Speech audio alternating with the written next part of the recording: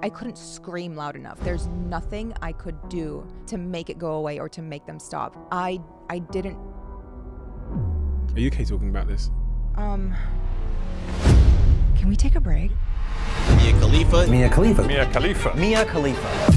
I'm Sarah. I'm Sarah fucking Joe. Sarah Joe. The former adult film star. Now business owner and social media activist. With over 50 million followers. Where should this story start? I lived through a lot of conflict in Lebanon, and then I moved to America, and I was bullied for being Middle Eastern. It was around the time of 9/11. That was pretty difficult. Made a lot of choices that I can't take back. Your husband, when you're 18 years old, is encouraging you towards the adult entertainment industry. What did they stand to gain from that? Fetishization. I fucked up because I signed a contract that says in perpetuity on it. Do you know how dangerous and predatory that is? When was your anxiety at its highest? The company going after me publicly. The major production companies prey on vulnerable young women. Didn't shower, didn't brush my teeth, didn't eat, didn't leave my bed. It's following me for the rest of my life. But I am not the sum of the things I've been through or the adversities I've faced. For people that are really struggling, how did you get out of that phase?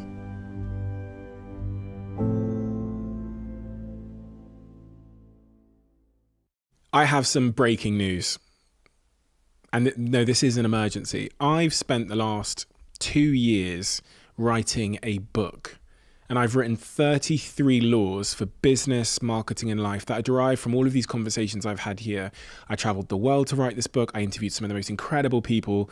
I did 6 months of extensive research on scientific studies and principles to corroborate everything that I wrote into these 33 laws. And ladies and gentlemen, that book called The Diary of a CEO, The 33 Laws for Business, Marketing, and Life, is now available for pre-order. And there are only 5,000 signed copies, and it's first come, first serve. The link is in the bio right now. So if you want that book, honestly, it's the best book I've ever written. It's the book I always should have written. It's the book I also wish someone had written for me when I was starting out in my career. I'm really proud of it. I'm really, really proud of it. Really, really proud of it. And I can't wait for all of you to get to read it. It's out in August. I couldn't be more excited about this, as you can probably tell. I don't know what to say other than the words I've said to emphasize my excitement, because I think it's important and I think it's really valuable.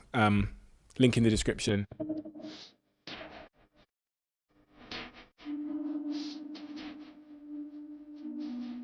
Where should this story start? Where does your story start? What is the most sort of pertinent moment that you recall from your memory that has shaped the woman that is sat in front of me today? It honestly feels like the last year or two. That's where my life started and where I should start, because the woman that's in front of you right now has been a work in progress and is still a work in progress. And I feel like I've been my most authentic and purest form of myself in the past year or two. Like, the closer to today we get, the more secure I feel in who I am and who that person is. But obviously there was a lot of other things that happened to get me to this point. But to answer that question, like a year or two. Let's start at the end then, which is today. Yeah. Why the closer we are to today, the more authentic you feel to yourself? Why? I'm going after the things I actually want, and I'm growing into my confidence, and the self-assurance that I've gained from doing the things I love and accomplishing my goals has formed who I am. And it feels really good, and it feels very validating. And it's just, it's never clicked before. And they always say like, oh, the confidence is the key to everything. Confidence will unlock everything for you. And I never really understood that, because it's like, okay, where the fuck does the confidence come from? How do you just simply get confident? And I have grown to realize that confidence comes from just accomplishing things that you want to accomplish and being proud of yourself. And that pride makes you feel confident. Like I feel confident even when I mess up now. Whereas if I messed up 5, 6, 10 years ago, it would send me into a pit of shame, a really unhealthy, just downward spiral that would get me nowhere. Did you ever imagine being here? Did you ever imagine being in the state you currently are today, happiness, confidence, etc., etc.? And I don't want to put words in your mouth there in terms of the word happiness, but the place you are today, in the over the last 10 years, did you imagine you would get to this point, or did this seem unimaginable? It seemed unimaginable for a while, but my mental health was also not as strong as it is today. There was a lot of periods in my life where I couldn't see past 48 hours, let alone 10 years. It was very day to day for a while. And I think that's why I'm so confident, because right now, if you ask me what I can see in 10 years, I feel like I can answer that. I know what I want. I know what my goals are and what I want to accomplish. So yeah, even in interviews 5 years ago, when they would ask me, where do you see yourself in 5 years? I would always say, I have no fucking clue. I don't know where I see myself next week. And what changed? Taking risks, honestly. Just taking a few risks here and there and seeing them play out for the better, and learning from my mistakes and learning what I want, and saying no to a lot of things to get to what I want, like job opportunities and things that didn't really align with what I thought I wanted in a year or two or 5 years or even 10 years, as like my confidence started to grow and I started to actually see life plans for myself. Taking risks and walking away from those risks, either having them play out for the better or learning from the mistakes and learning, oh, this didn't work. This is what I need to do next time. Oh, this didn't work. I crossed my own, I crossed a boundary of mine and now I don't feel good. Now I know this is past where I should be pushing myself. A lot of trial and error. Confidence. Confidence is a through line throughout your story. Take me back to your earliest memories of lacking in confidence. Yeah. And where, because I came to this country from Botswana in Africa when I was a young boy, and I struggled. I think we both struggled with being accepted by the culture we had arrived in. Me in Plymouth, only black kid, curly hair, trying to figure out why my hair's not straight, relaxing it chemically all the time. Why we're the only black family in this all white school, et cetera, and then that battle with like the lack of enoughness, not feeling like I was enough, and what I did to try and make myself feel like I was enough. But take me back to your story at the earliest moment where you struggled with not feeling like you were enough or confident enough. I mean, it's not even coming to America. It's being in Lebanon. There was colorism there. I was the darkest one in my family. There was colorism at the school that I was at. I felt like a bit of an outsider because I was darker than what the beauty standard for a Lebanese girl is, which is lighter skin, olive undertones, dark hair, green eyes. Like that's the epitome of a beautiful woman in Lebanon.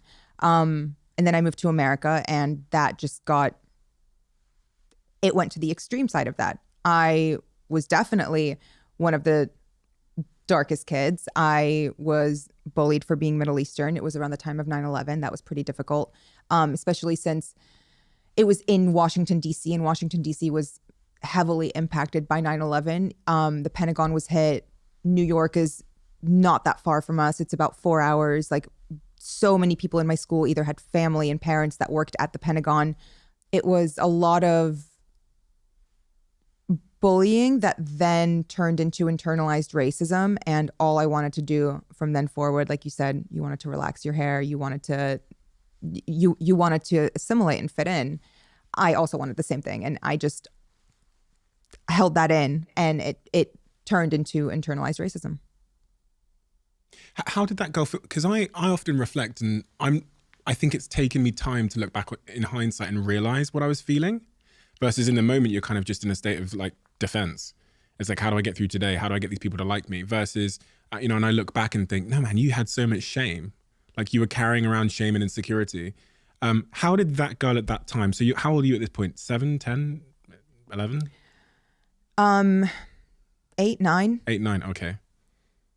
And how were you aware of your feelings I guess is the question. Yeah. Yeah. Yeah, very much so. I think, yeah, I've always been an introvert and very aware of what I was going through and angsty, and even like going into my teen years, I've always been aware of the fact that what I was feeling is shame, or what I was feeling is I'm not feeling like I'm enough. I feel like I've always been aware of that feeling.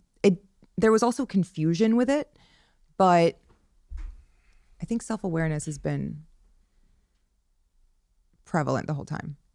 What was your relationship like with yourself in those teen years? I was very hard on myself. I was very angry at myself for not fitting in and for not being a certain way. And just I did not like myself. I didn't like the reflection in the mirror, and me not liking the reflection in the mirror obviously affected my confidence, my self-esteem, everything. So in turn, I also didn't like the choices that I was making, which made me not only hate the reflection, but hate the person that I was with at the end of the day. The choices you were making? Yeah. I think insecurity leads you to do things for validation that you otherwise wouldn't if you were secure in yourself, or if you respected yourself, or if you loved yourself. Like relationship choices? Relationship choices, lifestyle choices, anything. What are some of those? So in the context of relationships, from doing this conversation with multiple people, I've started to sort of piece dots together around, if your self-esteem is lacking, you might become a people pleaser in your work. So you might, be exploited by your work, and you might not get what you deserve in your job. Is there anything else that you've seen as a symptom or a consequence of having real low self-esteem that people might be able to relate to? Like for you, so much. It's such a broad spectrum, because you can either turn into a people pleaser, or you can turn into an insufferable. A people pleaser on the surface level, everyone loves a people pleaser. They want to please everybody. But the downside of a people pleaser is they want to please everybody. They have no boundaries with themselves or with other people. They don't respect their own boundaries. They don't respect others' boundaries. If they're people pleasing person A and what person B wants goes against what person A wants, they will find a way to please both of them. So a people pleaser also turns into someone who lies, someone who deceives, someone who is a habitual boundary crosser with themselves and with other people. Like there's a spectrum to it. I would say I was definitely a people pleaser. I also sought validation from people who's, looking back on it now, whose opinion I probably shouldn't have respected back then, let alone today. So that was a downside. Made a lot of choices that I can't take back. Porn being one of the biggest ones, but I feel like that wasn't even the first one. The first one was getting into a relationship that I never should have been in, with someone who was extremely abusive, extremely dangerous, in the sense that looking back on it and having the self-awareness and being able to call it what it was is grooming. It was just a relationship that I feel like a lot of girls get into when they're in their late teens. Why does that happen? What do you mean? Getting into a relationship when you're roughly 18 years old, wasn't it? The relationship started when I was 16. Okay. And then went until I was about 20. And this person was significantly older than you? Yes. The age difference had a play in that dynamic. My low self-esteem had a play in that dynamic. Everything was just kind of like 16. Yeah. This person's double your age? No. It was about a 10-year age difference. Okay. And at 16, what were you, when you looked forward to your future, had you asked yourself that question about, what happens in 10 years' time? Would you have had an answer? No, I wouldn't have known what happened in a week's time. It was, I mean, I got talked into eloping to Las Vegas 4 days after my 18th birthday. So if you ask me where I see myself in 5 years, I don't know. I would have looked at you with doe eyes and said, I don't know. And then looked over at him. Where do you see me in 5 years? Like, I didn't have a sense of self, so I attached myself to someone who was more than happy to abuse that, and someone who could see that and see someone easily manipulatable. Yeah. But at the same time, eager to please.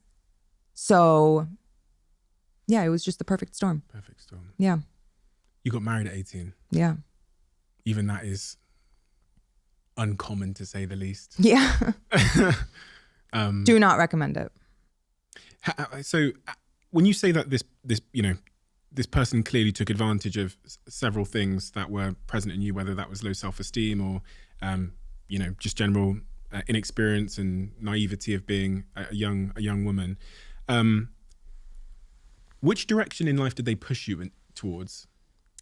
Did they push you towards becoming a really good partner to them, or did they push you in a professional direction, or did they pull you towards themselves? Yeah, it was there was no encouragement. There was no pushing towards anything. It was an extremely unhealthy relationship, and I even feel weird calling it a relationship because the dynamic was not one of a relationship. It was more one of someone who saw a toy to play with.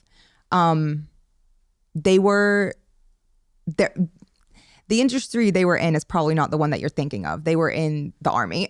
So it wasn't even, it had nothing to do with the porn industry, but it also had everything to do with it. They were the ones who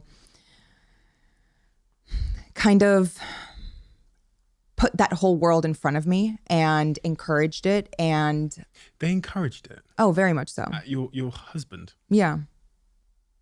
I struggle to understand this. How so your husband, when you're 18 years old, is encouraging you towards the adult entertainment industry? It started off as just online.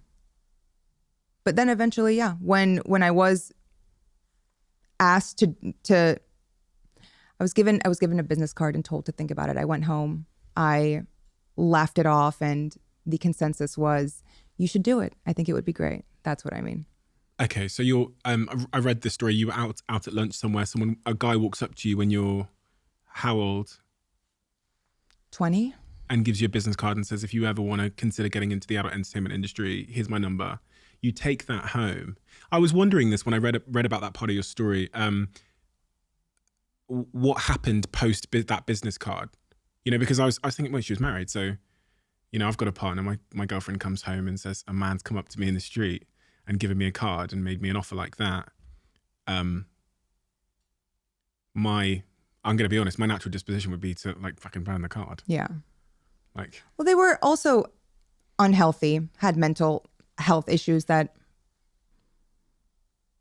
I don't know if they've ever addressed, but it's a sickness, and they were not the right. What the whole point of this is, when your relationship with yourself isn't right, you are not going to find the right person. You're not going to choose the right person. You're not going to choose someone who wants the best for you or will bring the best out of you, because you don't want that for yourself.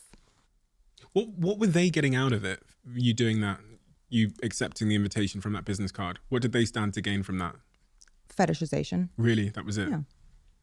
So there wasn't a commercial element or anything like that for them? Do you forgive that person? No, I forgive myself. Yeah? Yeah. Do you think there's a need to forgive people in life? I think you need to forgive yourself for, if someone has crossed your boundary, you need to forgive yourself for letting that happen, for giving them a position in your life to hurt you like that. Me telling you that wasn't to explain or shift blame. It was to give context as to where I was mentally. How do you, from that point onwards, from 20 years onwards then, for the next couple of years, when you look back at the Mia... Sarah. Sarah. Yeah. Would you prefer to be called Sarah? Yeah. But it's not, I don't take offense to, I did a while ago, but I don't take offense to it, or I don't feel like my name's actually Sarah. It's either or. You prefer to be called Sarah? I do. Yeah? Yeah. Okay. So that's Sarah through that period of your life, characterized by low self-esteem, people around her capitalizing on that in various different ways, you, in your own words, not knowing better at that time in your life. At that point in your life, 20, 21, 22, you go and study, right? So you study at university, again, with the aim of pursuing some kind of academic or professional pursuit. And what was that? History. History. Yeah. Didn't really see, even then I didn't see like a future doing anything. I just thought I really enjoy studying history. Felt like watching a movie. Like I'm enamored with it's my favorite subject. It felt like the easiest thing. The second easiest thing is like psychology. Oh, I love psychology. Yeah, exactly. They're the interesting ones. They're the juicy majors. I didn't see myself doing anything other than whatever I had going on the next week. And then I guess the furthest I thought ahead was, I guess I'll work in archives or work in a museum or something. I didn't have a plan like, oh, I want to be a teacher or something. I've heard you talk about weight loss and weight-related issues attached to the self-esteem conversation. What role did your weight play in all of this, and the self-esteem and the confidence and body image issues and all of that? I think a pretty large one. My weight now still fluctuates. And the more that I've worked on myself in therapy, the less that bothers me and affects my relationship with myself. So even in the months where I feel like I do not look like myself, I don't feel like myself, I've let myself go a little bit, it doesn't affect me the way it used to 10 years ago. I don't fall, I don't let it get to me as much anymore. But it did for a very long time, because it was, I weighed like 60 pounds more than this, which is a lot. That's a huge amount of weight to lose. Yeah. I read that the ways that you lost that weight were slightly troubling. Yeah. I mean, I wasn't eating well. I wasn't exercising well. I had unhealthy habits. I was young. Therapy. You went to therapy. That's helped you get to where you are today. Yeah. What role has therapy played in your life, and when did you first start going to therapy? Oh, the biggest role. 2016. Yeah. The biggest role. I'm still in therapy. I don't see myself ever stopping, really. I cycle out therapists. It's like, yeah, I love it. I love feeling like, okay, I'm ready for a fresh start. I'm ready for someone new. I'm ready for a new perspective. It's a way to keep me grounded. Every week I have to sit down and analyze myself, my thoughts, my past. Like, I have to dig down and actually come face to face with the decisions I've made, my ways of thinking, my relationship with myself. Like, there's accountability with therapy, and I think that's the biggest impact. I guess accountability. Yeah. When you've dug down and sought to understand yourself, what are some of the key takeaways you've taken from therapy?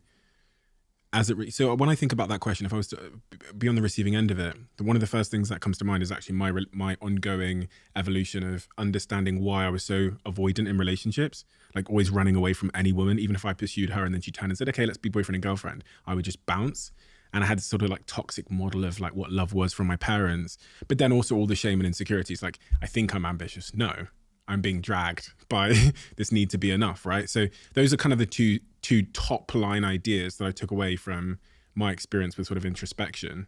Are there any like big picture ideas that you've taken away from therapy that were epiphany moments, connected dots? That's a loaded question, because I'm so grateful for all of the information I've learned about myself, like the dots I've been able to connect, like how being triggered by something a friend of mine says is actually related to the way that I felt ostracized on the playground when no one wanted to play with me. And like one little thing, even though they didn't mean it that way or even had any malicious intent behind it, has then taken me back to that 12-year-old girl who just feels so alone and doesn't know what she did wrong and just wants to people please. And I think the best part of therapy is within a split. Yeah, have you seen That's So Raven? No.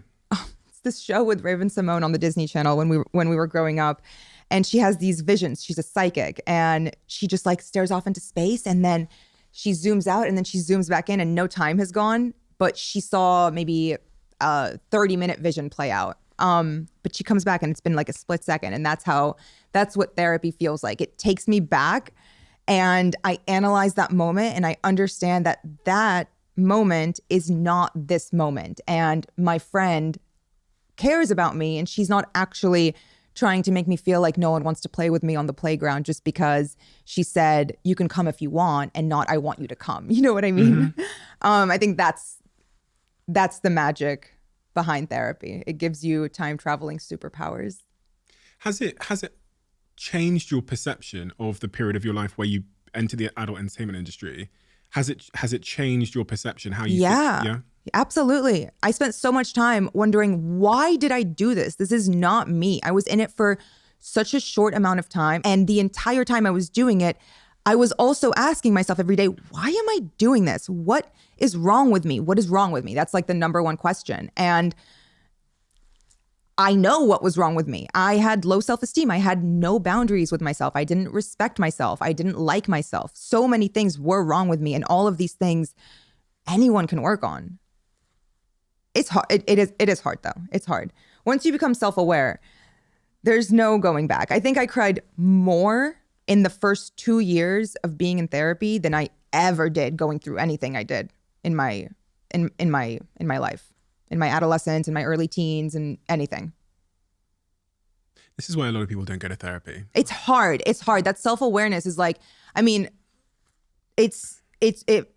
no. And especially once you start realizing things about people in your life that you've kind of put rose-colored glasses on for all your life, to make up excuses or to kind of change the situation in your head so that you don't actually have to face what the reality was, or the fact that, wow, this is actually a really situation. This person that I love, who's supposed to support me, who's supposed to be there for me, was actually not that great in hindsight, not even in hindsight, in 2020 sight, in actual vision. And the shedding that takes place when you become shedding. That's a great good word. word, isn't it? Yeah, It's really that's accurate, great. That's 'cause it's exactly like how it feels. slowly letting these little pieces go. What's interesting is when I read about your life post the adult entertainment industry, which was only a couple of months anyway, all in all, you sounded incredibly isolated. So when I think about the word shedding, I think of all these people that you're letting go. But in that period, you sounded like you were alone. I remember the story of you going to Austin and meeting your friend on Twitter, all those kinds of things. Take me to that period then. So you make the decision that career is not for you. What happens the next day, week, month, post that? Fucking loneliness. I was living in an efficiency. What's that? An efficiency is not even a studio. It's where this rug cuts off to that wall. That is wider than what it was, but definitely the length. My toilet, my bathroom sink was also my kitchen sink. There was no stove. There was a broken window that I had tape over, and there was only one window. It's a room. I think they're popular in South Florida, or like, I don't think you have them here because I don't think they're legal to like sell as living spaces. Very lonely, extremely lonely. But at that point in my life, loneliness was better than what I was doing before. And that, I think, was the start of the tiniest bit of confidence. That gave me the confidence to take the risk of moving to Austin and starting a new life. And I was so lonely. I was so broke. I was so lost. I was so confused. But all I was completely 100% sure of was, I don't want to do porn. I've never wanted to do porn. I'm never going to go back to that. And standing firm on my ground in my morals, in my boundaries, in just everything, that was like the tiniest glimmer of confidence starting to grow. Standing firm in my boundaries, even if I didn't know that was a boundary. I couldn't pinpoint it. I couldn't call it that. I didn't know what it was. I didn't have the verbiage or the knowledge or the self-awareness to call it what it was. But that was how it started. I would not, if I hadn't moved to Austin, I wouldn't have started therapy. I wouldn't have, that was the domino effect of, in a positive way in my life. It could have gone a completely other way, and it does for so many people. And I'm so, so, so grateful that I was able to get out. That first domino falling, which took you to Austin in that new direction, was there a catalyst? Was there something that pushed that domino? Because I noticed that in the sort of timeline of events, you then at the same time separate from your partner around a similar time, and then you leave the adult entertainment industry. Was there a catalyst? Because those two decisions are huge decisions, and they feel correlated. They feel like they're attached. I had nothing to lose, and I think that I also knew I need to get the fuck out of Miami. I was in Miami at the time, and it was where everything happened, and I just did not want to be there anymore. It felt daunting. It felt like walls closing in on me everywhere I went. Was there like a catalyst day though? Something that happens that makes you go, "Fuck, I need to," or was it just slowly? Yeah, it was. I mean, it was the day I met my best friend on Twitter. I didn't meet her that day on Twitter. Her and I had been following each other for a while. She posts memes. I like them. Vice versa. Her and I were talking about something. Oh, she said, "I'm looking for a roommate. I'm asking around the office for a roommate." And I said, "What if I move to Austin? I don't want to live in Miami anymore." And then I started looking up, how do you move states? Like, what does it take? What does it require? What paperwork do I need for my dogs? Like all of that stuff. And then within a month, I was packed up and moved. And was there a catalyst for you deciding to leave the adult entertainment industry, even though you were there for a couple of months? Was there anything? I think it was how overwhelming everything became so fast. Okay. Like that was the reality check. It was like when they turn the lights on at the club at 4 a.m, like, whoa, okay. The floors are sticky and nothing looks the same. This is not what I signed up for. It's not what I expected. I fucked up. That's not a typical experience for an actress in that industry. No, not at all. And it's a very atypical experience because you went from obscurity to number one in an industry in weeks. Yeah. So you got hit by a fucking truck. Yeah. Okay, that makes sense. Okay. You become a paralegal? Yeah, for a very short period of time. Like 6 months. Tell me all about that. Nothing really much to say. It was for an insurance defense firm. It was pretty boring, and it was very much like corporate. The insurance company that they represented was Geico. So it was like a very boring thing, and it was just paper pushing. It was really weird to work there, especially since that was my first job where I did it. I did the application, and I went into it thinking, this is the shift. This is me putting Mia Khalifa behind me, and this is me like trying to be a real human. Did not work. Everyone in the office recognized me. It was a very uncomfortable work environment, not because anyone was overtly inappropriate. It was just simply being in an office, knowing anyone who walked through did a double take and is like, are you? So that was uncomfortable. And then after that, I worked at a construction company, just doing bookkeeping and office work. And same thing, I would have to go on a job site, and the owner of the company just made it so I can't go on job sites. It was a distraction. It was not a good idea. People would be in that situation, people would be inappropriate sometimes. But yeah, I started to feel like a burden in the offices where I was. And I hated that feeling. And I was actually sitting at that construction job in the office when I was talking to Rachel in the DMs, like, I'm going to move to Austin. Let's do it. Anxiety. Yeah. Has that been a big part of your life, for much of your life? Yes, very much so. And I think that has been prevalent from the very beginning. The very beginning, as in since you were a kid or a teenager? Or... Yeah, probably even in utero. I mean, my parents grew up in the Civil War in Lebanon, and I lived through a lot of conflict in Lebanon, whether it be civil or the surrounding countries or whatever. But we left for a reason, and it's because it was dangerous. So I think I've always had that.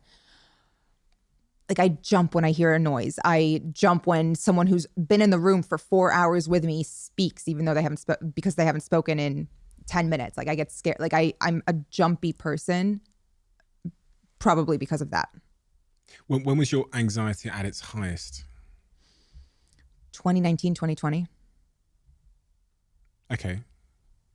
So that's post Austin. Oh yeah, yeah. It was when Like it was 3 years post everything, but it was in the midst of the porn company going after me publicly and re-releasing things and digging up footage that was corrupted in 2012, in 2013, whenever it was shot, and releasing it like it was new, and that coming back into the news cycle, and them just being extremely abusive and exerting and proving that they still have control over me because I signed a contract that says in perpetuity on it. Your life had started to move. Oh yeah, I was from then, and I was then married again. you were married again, 2019. Where are you living at this point in time? I was living in LA. LA.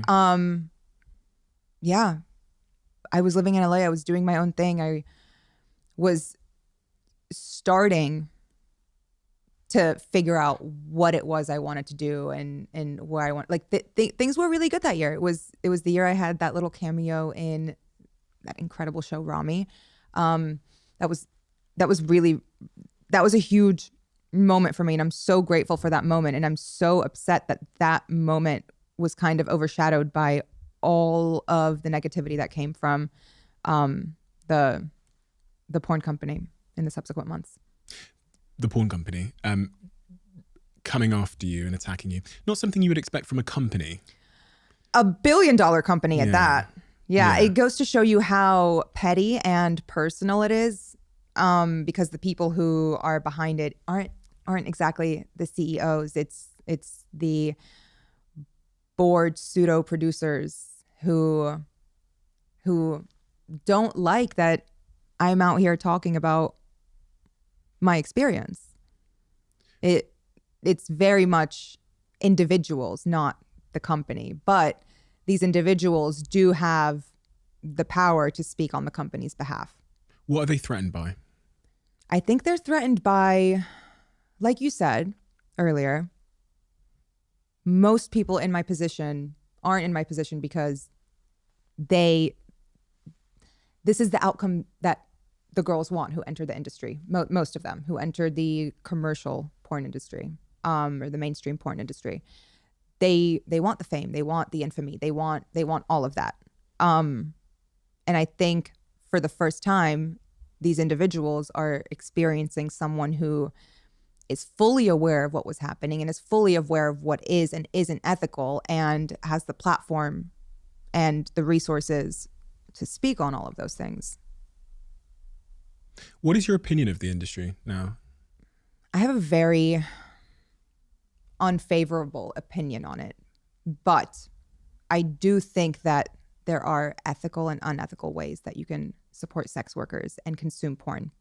As someone who is a creator or as someone who is simply a consumer, there are ethical ways to do it. Granted, any company has its downsides, like even OnlyFans has trouble policing and regulating the people who are on their site, and every company has its downsides, but I would say that the major production porn companies are all predatory and abusive and unethical and prey on vulnerable young women. And even me saying this, I already know that some of the responses back are going to be from women in the industry that say, no, it's not. No, it's not. It's great. It's fantastic. Everyone is so nice. I love this company. I love all of this. And to be honest with you, I think that rhetoric is grooming. I think that if you're going to enter the industry and you're going to be an advocate for it, it has to come with a caveat. And that caveat needs to be, you shouldn't enter the industry unless you've already kind of been in the industry. It shouldn't be a first option for you. Like, that shouldn't be something that you simply go into because you like it. Think about it more. Wait on it more. The age to go into the industry should not be 18. You're putting contracts in front of 18-year-old girls that have the words in perpetuity on them. Do you know how dangerous and predatory that is? These are 3, 4, 5-page contracts. Jesus Christ. I mean, any contract when you're 18 years old, although it's like reading a The different legal language. verb, it's Yeah. jargon. It's literally another language. Yeah. I was thinking about Miranda rights. We don't Yeah. really have like Miranda rights. We have our own version of it here. But you What do get you do? Sing read- "God Save the Queen"? I don't know. Fucking, I've never been arrested. I'll let you know. but you get read your Miranda. I watch all of these like a US crime interrogation videos. It's like how I fall asleep. Don't worry about it. Oh wow! But I see them Let's being go read. back to anxiety. yeah. I see them being read their Miranda rights before they get interrogated, and then they get offered a lawyer. Yeah. Seems like maybe from what you're saying, that's not a bad idea. No. If there was some kind of like implications clearly stated to people that are considering entering the porn industry at a young age, and the opportunity to have a lawyer or at least legal representation to impartially explain as a third party the potential implications for better or for worse, you know. I don't think that's ever going to be possible unless the laws change around what around the rights that they have. It's just those two words, in perpetuity. It's Perpetuity. What vicious words. Yeah, The not worst forever, not in your lifetime, not in our lifetime, in perpetuity of all lifetimes in all existence. Who needs that much control over a young woman's body? They still own the website with your name, with your. Yeah. There's nothing you can do to have that website taken down. I mean, there is, but it's a very expensive lawsuit against $1 billion corporation. It's a conglomerate. They also own Bang Bros isn't the only company under that umbrella. It's a very wide reach. The peak of your anxiety, 2019, 2020. If I was a fly on the wall inside your apartment, wherever you were living back then, what would I have seen? What would I have observed? Didn't shower, didn't brush my teeth, didn't eat, didn't leave my bed, was crying all the time. Anytime I would open my phone, I felt like a prisoner in my own body and in the world, more so, not just in my own body, because I couldn't scream loud enough. There's nothing I could do to make it go away or to make them stop. Honestly, the worst part about it was I knew that if I went on and actually spoke about how much it impacted me, that's what they would want. That's exactly what they would want. They were very annoyed that I started naming them by name, and that's when everything started. These individuals value their privacy more than anything in the world, and it's because of all of the unethical and immoral things that they've done throughout their careers in this industry. So they all go by aliases too. Being called out by their legal government names was not something they took kindly to, and that is why they chose to release the video that the footage was corrupted of 10 years ago. That was a pornographic video they Yeah. released. Okay, so they started releasing more videos because you were speaking out against them. And they started doing a variety of other attacks, making like mini Instagram documentary clips of you, which I find, I mean, you'd expect like a jealous, bitter ex to be doing something like that. That's Maybe, exactly what they are. You know, not a corporation. That's exactly what they are, a jealous, bitter ex. I look at all the decisions I've made in my life, and I think about, you know, being 18 and deciding to do this or that, or 25 and doing this and fucking up at that. And people look back and they say there's always a silver lining. Is there a silver lining? Yeah. I'm really funny. Trauma makes you funny. Builds character. No, of course there's a silver lining. I'm sitting in front of you today, happier than I've ever been. I am not the sum of the things I've been through or the adversities I've faced. I'm not. The silver lining is it fucking happened. It's over with. It's not over with, actually. It's following me for the rest of my life. But I am no longer in the mental space that I was back then. So it's over with for me. And you get to make your silver lining. Yeah. And that's what I feel like you've done, is you've made a silver lining. Because there's clearly, you could have gone several ways. Yes, that's true. What are the ways you could have gone? I was acting on instinct. There wasn't a time when I sat down and thought, what do I want with my life? I needed a job, so I acted on instinct. I applied to things that I felt like I could do. I'm good at paperwork. I'm good at just administrative things. I like being left alone. So I didn't want a job where I was working with I was always acting on instinct. There was never really a plan. What felt right? It felt right in the moment to get an office job. It felt right in the moment to leave that one and go to another one. It felt right in the moment to leave everything and move to Austin. It felt right in the moment in Austin to, well, actually, that was the first time in my life where I started forming a core group of friends and people who are still in my life to this day. And they were the ones who not convinced me, but kind of encouraged me to go to therapy. You'll know if you've listened to the last few episodes of this podcast, we're now sponsored by the incredible Whoop. And if you're anything like me and juggling a fair few things every day, Whoop could be a real game changer in your life. When I was a young entrepreneur, I liked to, talk a little bit too much about how many hours that I worked, how many emails I'd sent, and all of those kinds of things. But I didn't have a second thought on how all of that work and that workaholism was impacting my stress levels, my productivity, my sleep, my overall health, which is why I think the new stress monitoring feature on my Whoop is so important. Whoop is this small device on my wrist that I wear during the podcast. It's a wearable health and fitness coach and helps you to sleep better, to train harder, live healthier, and now manage your stress. One of the ways that it does this is with scientifically backed breathing exercises developed with leading neuroscientist Dr. Andrew Huberman. If you're someone who's struggling to manage and overcome stress, I'd highly recommend you check out Whoop. It's been a genuine game changer for me. Go to join.whoop.com/CEO to get a 3 months Whoop membership on me and let me know how you get on. I'm in an interesting phase at the moment in my fitness and health journey because I'm training for Soccer Aid, which takes place in June at Old Trafford. I've been training a lot differently, but regardless of how I train, regardless of whether I'm doing strength training or cardiovascular training, which is predominantly what I'm doing now, I need this, which is Huel's nutritionally complete protein product. The crazy thing about this, which I almost find hard to achieve, is that it's 20 grams of protein. You get 26 vitamins and minerals, and it's only roughly about 100 calories, 105 calories. And it tastes like a dream. The salted caramel one is my favorite. I've got the second favorite option of mine in front of me, which is vanilla fudge. Both of them taste amazing. A little bit of ice in it, it tastes like a fantastic, healthy milkshake. Give it a try. If you haven't already, this is actually, next to RTD, this is my favorite product from Huel.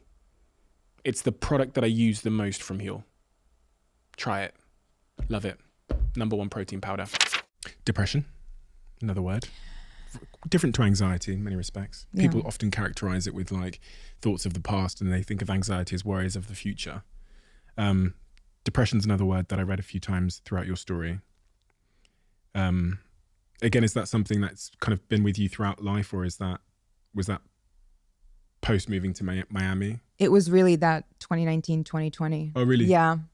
I went on Lexapro. That was when, maybe I was depressed, but it was never diagnosed. I had 2 therapy sessions a week and a psychiatrist, and I was on Lexapro. I was on propranolol. I was on beta blockers, everything for anxiety, depression, all of that. All of that was in 2019, 2020. When everything started to kind of get rehashed, and I felt like I'm very, very grateful to be out of the depths of my depression. But something that does keep me up at night, anxiety-wise, is where things are headed with AI and deep fakes and things like that. Because that feeling of being violated all over again and having no control, like it's like trying to run in a dream. As hard as you try, it's impossible, and it's a very daunting feeling, and you feel claustrophobic, and you feel like you're trying to breathe underwater, and all of these really, really awful things that are out of your control. That's what that feels like. And I try not to think about it for too long, but The AI stuff feels like that, and the deepfake stuff. yeah. Okay. Yeah, it's fucking terrifying. Yeah. Were people worried about you 2019? Did you have people around you that were worried about you at that point? I did. I'm very grateful I did. Because I'm trying to think of this step people take when they go and have therapy, or they go to the doctor and say, listen, something's wrong with me. You're at home, this stuff's happening online, this porn company are targeting you. What was the catalyst in that moment to make you go, do you know what, I need to go get help? Oh, I was still in therapy. And my okay. therapist said, you need a psychiatrist. Really? Yeah, he said, like, you need a psychiatrist. I can't prescribe you antidepressants. You need a psychiatrist. Here's some recommendations. Again, so what's life like? I joined a TV show. So things changed for me. You know, people start stopping you in the street and coming up to you in the gym and stuff. And, you know, it comes with the territory of what I did. I was well aware of what I was getting into. Also, I joined the TV show when I was like 28, 29. So you kind of like, you're probably a bit more prepared mentally for things and you understand the world a bit better and you're not trying to impress people as much as I was when I was younger. But it was still an adjustment, to say the least. What was life like for you, that post-Miami period? You're now moving on with your life. You're trying to, you know, this porn company come for you. What is life like day to day when you go to the coffee shop? I'm kind of glad you asked that because it's a huge contrast to what it is now. Even though it's kind of still the same, I would get recognized and I would get come up to and I would get asked to like take a photo with someone all the time. But my reaction to it is completely different than it is now. I would want to crawl into a hole and hide away and be ashamed. I was so embarrassed. I felt like a warm feeling in my stomach, like I had just been punched or like I just found out I was being cheated on or something. Like it's just a very painful, visceral reaction to be recognized and to know what you're being recognized for. And it wasn't until I started to accomplish other things and I started to be proud of things that I've done and things that I've kind of shifted and diverted into in my career. So those first few months to a year in Austin, I had a lot of social anxiety and I didn't go out much because I didn't want to be recognized. I felt like I just didn't want to be recognized. I didn't want to be looked at. I didn't want to be perceived. I didn't want to leave my house. None of that. But is that a form of like self-hatred? Because you're like, because it was more so the people who were coming up to me, college guys, like men, you know. It just made me uncomfortable because I knew why they knew me, and it wasn't until I started accomplishing things that I was actually proud of that changed. I didn't feel that same like gut-wrenching, visceral feeling of shame when I would hear the name Mia or get called in the street or anything like that. Like the more I accomplished, the more proud I was of what I've built and what I've changed and all of these things that I've done, the more comfortable I got with being recognized because inherently people were recognizing me for other things. Women started to recognize me. Everything kind of shifted. The more that I do and continue to do, the more that changes. Like I rarely get I get come up to more by women now than by men. And I love that. What was that path out of there's a book from a psychiatrist I had on this podcast called The Path Out of the Jungle. For you, what was the path through the jungle, sorry, but what was the path out of the jungle for you, that 2019 depression period? Like how did you, for people that might be in that situation right now where they're really struggling, was it just time? Was it community support? Was it the medication? How did you get out of that phase? Everything. All of that combined, truly. I don't think I could have done it without, shout out to Lexapro, without the Lexapro, without my support system, without my job, without people in my job encouraging me to pursue what I want to do and to not let fear of having something taken away from me or having something. You had that fear of having it taken away from you? Yeah, of course. They're constantly threatening me even using the name Mia Khalifa. They're threatening you using the name Mia Khalifa? They think they have ownership of it. Okay. Which they do not. It's my dog's name. And they tried to convince me not to use Khalifa because they said, no one's going to know how to spell it. But yeah, I'm constantly in fear of, they're $1 billion corporation. Yeah. The amount of lawsuits that they field on a daily basis. They're being sued right now by a company that does MLB trading cards because they're trying to do trading cards of actresses. You're married around that time, right? 2019. Yeah. A lot of what I read said that marriage had fallen apart because the attention you were getting was difficult for your partner. I don't know about that. He's also Famous. no. Well, he's a very popular chef. Okay. But no, that was more of irreconcilable differences. No, I'm just kidding. It was a lot. We were in therapy for a year. Okay. An entire year. We tried. We were separated for 3 months. I lived at an Airbnb. I moved out of the house. Like we tried. It was more so it just very much came down to we got married too early. We got married too soon before we actually knew each other. We got married in the honeymoon phase, and we were just very different. TikTok. Yes. You've become a TikTok sensation.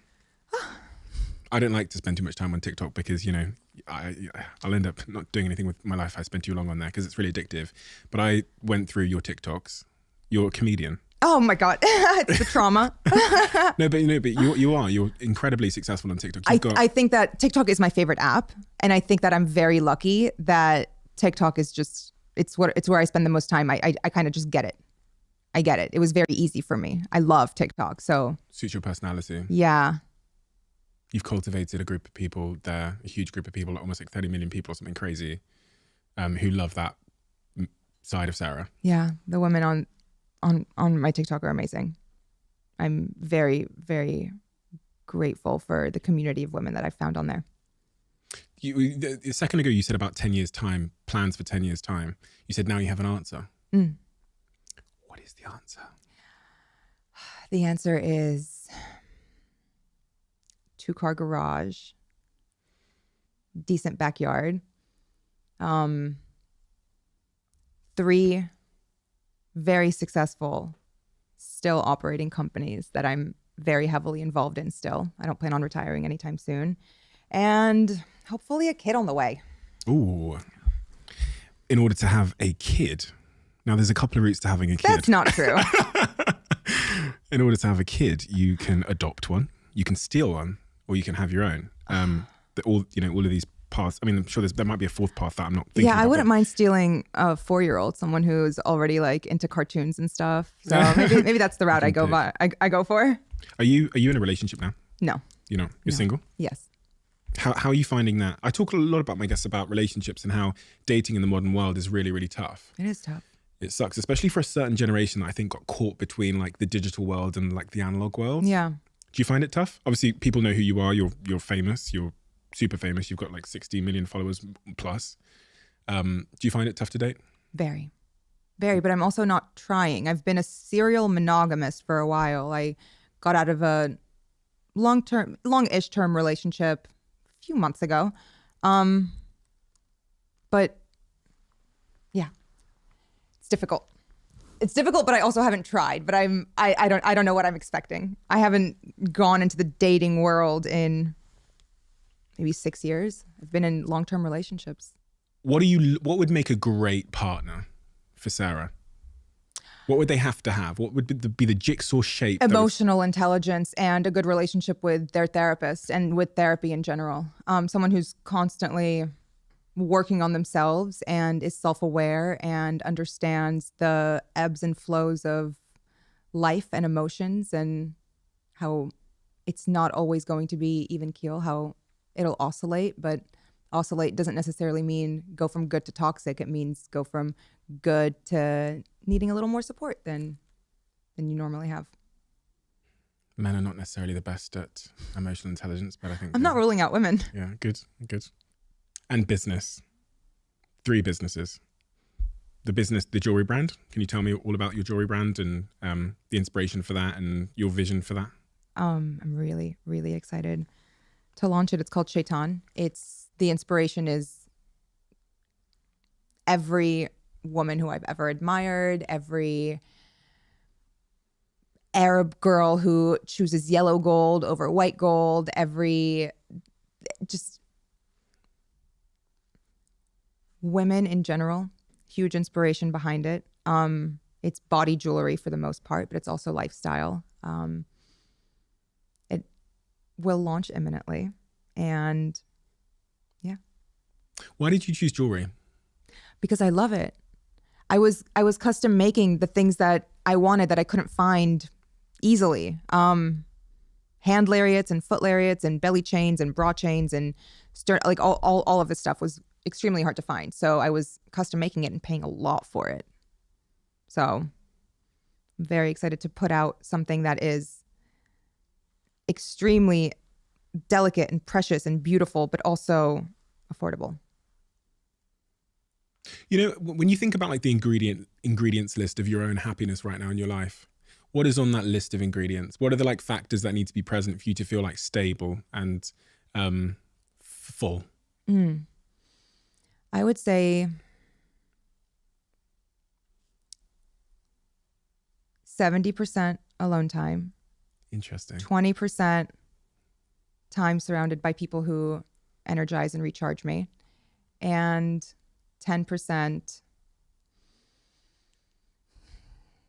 just 10% fuck it. 10% just if something feels right, do it. Follow your instinct. But like I'm kind of scared of my instinct a little too sometimes, even though 10% just listen to your gut. And going back to the start of the conversation, this is because you feel closest to knowing who you are at your core? Yeah. The most secure in the decisions I make on a daily basis. And who are you? I'm Sarah. I'm Sarah fucking Joe. And who's Sarah Joe?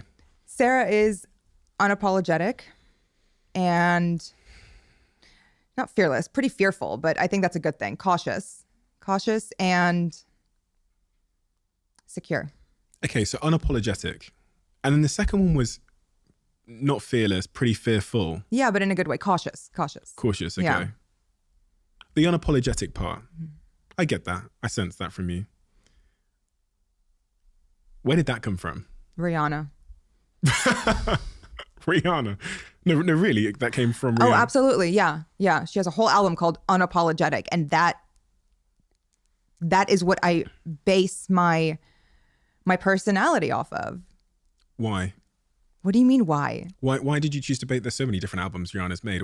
That's the one that just exude. That's the one that kind of that was her shift also. That was her moment of now I know who I am and I'm unapologetic about it. It might not be the bubblegum pop girl you thought I was or wanted me to be. This is who I am and this is the person who's not going anywhere. Is that a stark contrast from the Sarah I would have met had I met you at like 18? Like if I like put that 18-year-old Sarah there and I had them both side by side, I'm guessing Sarah 18 wouldn't be unapologetic. No. What can you describe how her vibe would have been sat here today? Shriveled, insecure, Oh, really? Quiet probably, or too loud just because insecurity screams. Not someone, well, actually, no, that is someone who I would want to be around because I feel empathy for her. And I forgive her. And the journey to unapologetic was, from what I've garnered so far, based on the evidence you got from going out and doing things and proving shit to yourself. Yeah. That's so important. I was going to say this at the start of the conversation, this idea of confidence. People don't know how you said it, like, how the fuck do you get confidence? Like, where does it come from? How do I buy one? But from your own experiences, it's the evidence you gain from doing shit that changes your beliefs. Exactly. It's all evidence. Yeah. You have evidence for, like, low confidence is negative evidence. Yeah. And the confidence you've built over the last couple of years is from doing really cool shit. Yeah, exactly. We have a closing tradition on this podcast where the last guest leaves a question for the next guest. Okay. And they leave it written in this diary. Oh. Aristotle said, "Give me the child at 7 and I'll show you the man or woman. Is it true that the first 7 years of your life make you who you are?" I think they have a huge impact, just psychologically. I think those are very formative years. Yeah. 7 years old, you could have whispered some words into Sarah's ear. What would those words have been? You're amazing. You're enough. You're perfect. Thank you so much, ma'am. Thank you. Sarah. Yeah, that's okay. Learning about your story and really like the reaction to the mistakes you made when you were younger is incredibly inspiring for me, because we all make decisions, especially in our younger years, that, you know, through naivety or coercion or whatever it might be, we're not necessarily, we wouldn't make those decisions again. And the way you've responded to that and built the life that you're building now off the back of that, and the audience you've built around TikTok and social media, around your personality and your humor, is incredibly hope inspiring. It gives me a lot of hope that regardless of the steps I make in my life, there will be there's a way through. There's a way through the jungle, and that's what your story represents to me. It's an incredibly inspiring one, and you're an inspiration for that very reason. Thank you. Thank you. I appreciate that. As you might know, this podcast is now sponsored by the incredible Airbnb. And Airbnb have saved me many, many times whenever I'm working away or on business trips or on holidays. But have you ever thought about whether your home could be an Airbnb when you're away on business or on holiday, or even just a part of your home? Let me explain. Maybe your roommate is moving out and you're thinking about what to do with the extra space. Or maybe you have a spare bedroom that you've never used. You could Airbnb it and make some extra cash for bills or to pay for anything in your life, holidays, or just for some extra money. I've Airbnb'd my place previously, and honestly, the process couldn't have been easier. It's something I'd highly recommend you all to check out. Your extra room, that extra space you have in your house, you might be surprised how much it's worth. I was surprised how much it was worth. And you can find out how much it's worth by going to airbnb.co.uk/host. That's airbnb.co.uk/host. Check it out.